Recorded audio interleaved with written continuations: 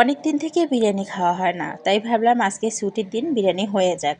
তো আমি খুব ইজি প্রসেসে বিরিয়ানি রান্না করতেছি। আমি এর আগে অনেকবার বিরিয়ানি রান্নার রেসিপি আপনাদের মাঝে শেয়ার করেছি।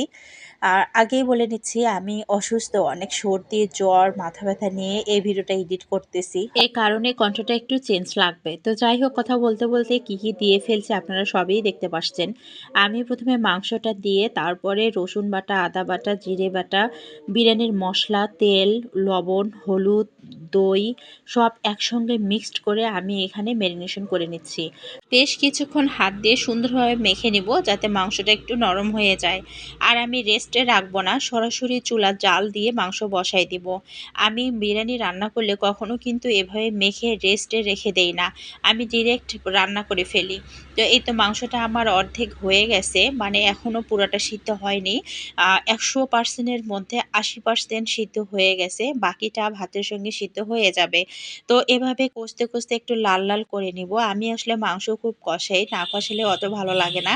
আর আমার কাছে বিরিয়ানিটা ঝরঝরে হলে বেশি ভালো লাগে না, মানে মাখা মাখা তরকারি বা তেল সব কিছু বেশি বেশি থাকবে, যাতে অন্য কিছুর আর প্রয়োজন হয় না, খেতেও ভালো লাগে। যাই হোক, রাইসটা আমি রাইস কুকারে দিয়ে দিব। আর এই তো রাইসের মধ্যে যা যা দেওয়ার, রসুন বাটা, আদা বাটা, জিরে গুঁড়ো আর একটু বিরিয়ানির মশলা ছিল, সেই বিরিয়ানির মশলাটা দিয়ে আমি ভালোভাবে নেড়ে পানি দিয়ে দিব।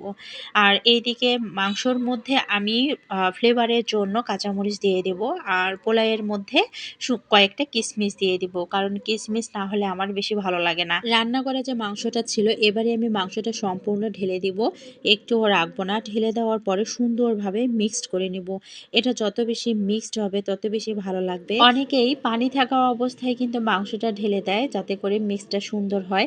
আমিও দেওয়ার চেষ্টা করি, কিন্তু প্রত্যেকবারেই আমার মনে থাকে না, যার কারণে অল্প যখন হয়ে আসে তখনই আমি মাংসটা ঢেলে দিই। তারপরও আমি সুন্দরভাবে মিক্সড করে নিচ্ছি যাতে সম্পূর্ণ চালের মধ্যে মাংসটা মিশে যায়, কোথাও কোনো সাদা বা কোথাও কোনো মাংস দিয়ে ভরা এরকম যাতে না থাকে। আর বিরিয়ানির মেন যে উপকরণ সেটা হচ্ছে আলু। আলু ছাড়া যেন বিরিয়ানি কল্পনা করাই যায় না। সবাই খুব পছন্দ করে, সাফওয়ান, আমি, আমার হাজব্যান্ড। তাই আমি বেশি পরিমাণের আলু এখানে দিয়ে দিছি। আলুটা আমি সবার আগে লবণ হলুদ দিয়ে মেখে একটু পানি দিয়ে সিদ্ধ করে নিছি, তারপরে আমি তেলের মধ্যে ভাজা ভাজা করে নিছি। এরপরে আমি আলুটা মাংস এবং রাইসের মধ্যে ঢেলে দিছি। যাই হোক, বিরিয়ানি রান্না শেষ, আমি প্লেটের মধ্যে নিব। এবার প্লেটের মধ্যে নিয়ে আপনাদের দেখাবো বিরিয়ানিটা কতটা সফট হয়েছে এবং মাংসগুলো কতটা সফট হয়েছে। আসলে খেতে অনেক মজা হয়েছে। আপনারাও এভাবে বিরিয়ানি রান্না করতে পারেন। গরুর মাংস বাদ দিয়ে এখানে খাসির মাংসও দেওয়া যেতে পারে, মুরগিও দেওয়া যেতে পারে, যে যার পছন্দ মতো দিতে পারেন। আর এই তো দেখতে পাচ্ছেন মাংস যে চর্বিগুলো রয়েছে সেগুলো সব গলে গেছে, মাংসটাও খুব সুন্দরভাবে সিদ্ধ হয়ে গেছে। আর এই যে আলুটা অনেক সফট হয়ে গেছে, ভিতরে সমস্ত মশলাও ঢুকে গেছে, খুবই মজা লাগতেছে। তো যাই হোক, আজকের ভিডিওটি আমি এখানে শেষ করে দিব, আর বেশি কথা বাড়াবো না। আপনারা ভালো থাকবেন, সুস্থ থাকবেন। নেক্সট ভিডিও দেখার আমন্ত্রণ জানিয়ে আমি প্রিয়া এখানে শেষ করলাম। আল্লাহ হাফেজ, আসসালামু আলাইকুম।